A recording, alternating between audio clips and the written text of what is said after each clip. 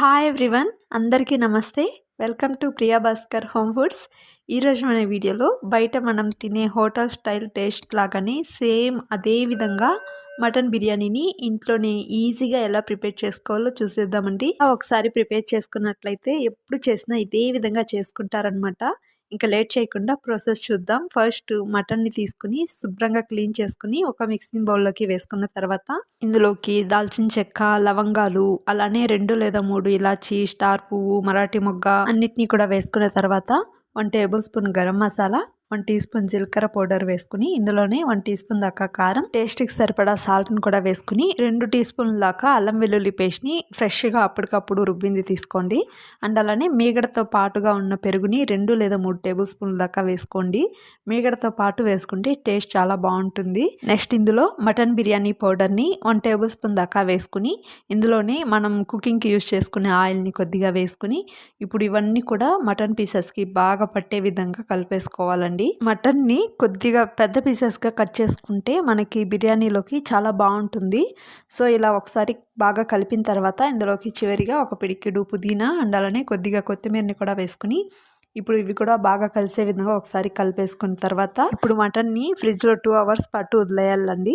2 hours ఉంచినట్లయితే బాగా మసాలాలు పట్టి బాగుంటుందన్నమాట. మీకు కుదిరితే ముందు రోజు నైట్ మొత్తం కూడా పెట్టేసుకోవచ్చు.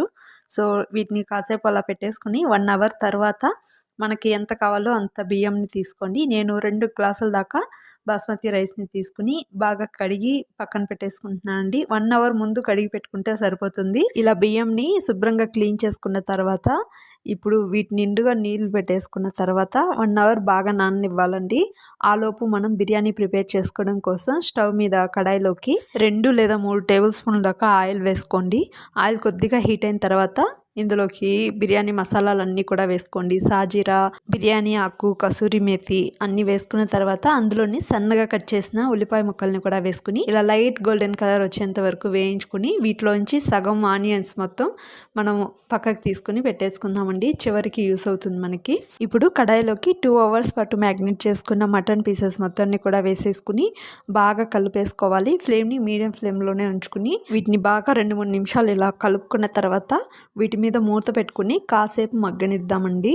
10 నిమిషాల దాకా మధ్య మధ్యలో మూత పెట్టుకుంటూ కలుపుకుంటూ ఉండాలండి. అప్పుడే మనకి టేస్ట్ బాగుంటుందన్నమాట. మటన్లో నుంచి వచ్చిన వాటర్ మొత్తం కూడా ఎగిరిపోయేదాకా మనం కలుపుకుంటూ ఉండాలి. నెక్స్ట్ వీటిలోకి 2 లేదా 3 పచ్చిమిర్చిని ఇలా కట్ చేసుకుని వేసుకుని బాగా ఇలా ఒకసారి కలిపేసుకోండి. ఇలా కలిపిన తర్వాత నెక్స్ట్ ఇందులోకి వాటర్ వేసి బాగా ఉడికించేసుకోవాలి. నేను ఇలానే కడాయిలో చేస్తున్నాను కాబట్టి ఇందులోనే 1 గ్లాస్ వాటర్ వేసి ఉడికించుకుంటున్నానండి. కుక్కర్లో పెట్టుకునే వాళ్ళైతే కుక్కర్లో కూడా 1 గ్లాస్ వాటర్ వేసుకుని 7-8 విజిల్స్ పెట్టుకుంటే సరిపోతుంది. సో ఇలా అన్నిటిని కూడా బాగా ఉడికించేసుకున్న తర్వాత వీటన్నిటిని కూడా ఒకసారి బాగా కలిపి స్టవ్ ఆఫ్ చేసి పక్కన పెట్టేసుకుందామండి కాసేపు. ఇప్పుడు మనం రైస్ని ఉడికించుకోవటానికి స్టవ్ మీద కడాయిలోకి వాటర్ వేసుకుని అందులోకి కొద్దిగా కొత్తిమీర, పుదీనా అండ్ అలానే 2 బిర్యానీ ఆకులు, చెక్క, లవంగం, ఇలాచి వేసుకుని నెక్స్ట్ అందులోనే 1 టీ స్పూన్ జీలకర్ర అండ్ అలానే 1 టీ స్పూన్ అల్లం వెల్లుల్లి పేస్ట్ వేసుకుని ఒకసారి బాగా కలిపేసుకోండి. ఇందులో సాల్ట్ కూడా వేసానండి, ఆ వీడియో క్లిప్ మిస్ అయింది. సో సాల్ట్ని కూడా వేసుకుని ఒకసారి బాగా కలిపేసుకుని ఈ వాటర్ని బాగా ఉడకనివ్వాలి. బాగా ఉడికిన తర్వాత 1 అవర్ పాటు నానబెట్టుకున్న రైస్ని వేసి ఒకసారి బాగా కలిపేసుకుని ఇవి 70% కుక్ అయ్యేంత వరకు మనం కుక్ చేసుకోవాలండి. 70% కుక్ అయ్యేంత వరకు కుక్ చేసుకుంటే సరిపోతుంది.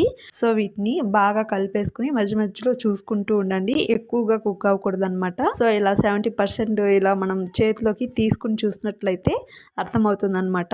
ఇలా రైస్ని కొద్దిగా చేతిలోకి తీసుకుని చూసినట్లయితే ఇలా లైట్గా విరిగితే సరిపోతుందండి. ఇప్పుడు స్టవ్ ఆఫ్ చేసేసుకుని ఇప్పుడు నీళ్ళన్నీ కూడా వంపేసుకుని సపరేట్ చేసుకోండి. ఇప్పుడు ఇందాక మనం ఉడికించుకున్న మటన్ మసాలాలో నుంచి ఇలా వాటర్ని కాస్త తీసుకోండి. ఇలా తీసుకున్న తర్వాత ఒకసారి బాగా కలిపేసుకుని వీటిలోకి ఇందాక మనం 70% కుక్ చేసుకున్న రైస్ ఉంది కదండి, వాటిని వేసేసుకుందాం. ఇలా రైస్ని వేసేటప్పుడు ఫ్లేమ్ని లో ఫ్లేమ్లో ఉంచుకోండి. ఇలా ఒక లేయర్ రైస్ని వేసిన తర్వాత ఇందులోకి కొద్దిగా గరం మసాలాను కూడా 1 టీ స్పూన్ దాకా ఇలా చల్లుకోండి. ఇలా చల్లిన తర్వాత ఇందులోకి మనం ఫస్ట్ వేయించుకుని తీసుకున్న ఆనియన్స్ని కూడా ఇలా లైట్గా ఒక లేయర్ వేసుకున్న తర్వాత ఇందులోకి సన్నగా తరిగిన కొత్తిమీర కూడా కొద్దిగా వేసుకుని నెక్స్ట్ కొద్దిగా పుదీనాను కూడా సన్నగా కట్ చేసుకుని వేసుకుని ఇందాక మనం మటన్లో నుంచి తీసుకున్న మసాలా వాటర్ని ఒకసారి వేసుకున్న తర్వాత మిగిలిన రైస్ మొత్తాన్ని కూడా ఇంకో లేయర్ కింద వేసేసుకుని ఇలా మొత్తం కూడా స్ప్రెడ్ చేసుకున్న తర్వాత నెక్స్ట్ ఇప్పుడు కూడా అదే విధంగా 1 టీ స్పూన్ గరం మసాలాని ఒకసారి చల్లుకున్న తర్వాత నెక్స్ట్ ఇందులోని సన్నగా కట్ చేసిన కొత్తిమీర పుదీనాన్ని ఒకేసారి కలిపేసుకుని నెక్స్ట్ బ్రౌన్ ఆనియన్స్ని కూడా స్ప్రెడ్ చేసుకున్న తర్వాత చివరిగా ఇందులోకి మటన్లోంచి తీసుకున్న మసాలా వాటర్ని వేసుకుని మూత పెట్టేసుకుని లో ఫ్లేమ్లో ఉంచుకుని 10 to 15 మినిట్స్ పాటు ఇలా లో ఫ్లేమ్లోనే కుక్ చేసుకుని 15 మినిట్స్ తర్వాత మూత తీసేసుకుని వీటి మీద 2 టేబుల్ స్పూన్ దాకా నెయ్యిని వేసుకుని బాగా కలిపి తీసుకోవాలండి. అప్పుడే మనకి డిఫరెంట్గా టేస్ట్ చాలా బాగుంటుంది. టేస్ట్ అయితే సేమ్ మనం బయట హోటల్లో తింటే ఏ టేస్ట్ అయితే ఉంటుందో అదే టేస్ట్ ఉంటుందండి. తప్పకుండా ఒకసారి ట్రై చేసి చూడండి. ఎప్పుడు చేసినా ఇదేలాగా చేసుకుంటారనమాట. ఇంట్లో చేసుకొని తింటే ఇంకా హెల్తీగా ఇంకా క్వాంటిటీ కూడా పెరుగుతుందనమాట. హ్యాపీగా ఫ్యామిలీ మొత్తం తినచ్చు. సో మీరు కూడా ఈ విధంగా ఒకసారి ట్రై చేసి చూడండి.